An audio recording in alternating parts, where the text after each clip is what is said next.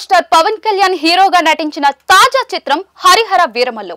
Nidhi Agarwal heroine గా నటించగా క్రిష్ జ్యోతి కృష్ణ దర్శకత్వం వహించారు.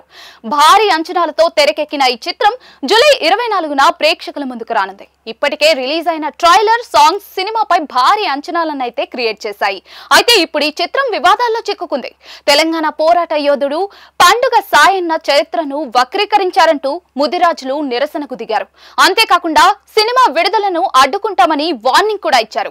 పండుగ సాయన్నను పోలిన కల్పిత పాత్రను సృష్టించి సినిమాగా రూపొందించడం అనేది బీసీల ఆత్మ గౌరవాన్ని దెబ్బతీయడమేనని ఆయా సంఘాల నాయకులు ఆరోపిస్తూ ఉన్నారు. తెలంగాణ రాబిన్ హుడ్ గా పేరు తెచ్చుకున్న సాయన్న దొరలు, దేశ్ముఖ్ల సంపద కొల్లగొట్టి పేదలకు పంచిన గొప్ప వ్యక్తి సాయన్న అని, అలాంటి సాయన్న కథను వక్రీకరించారంటున్న ముదిరాజులు ఆందోళనకు దిగారు.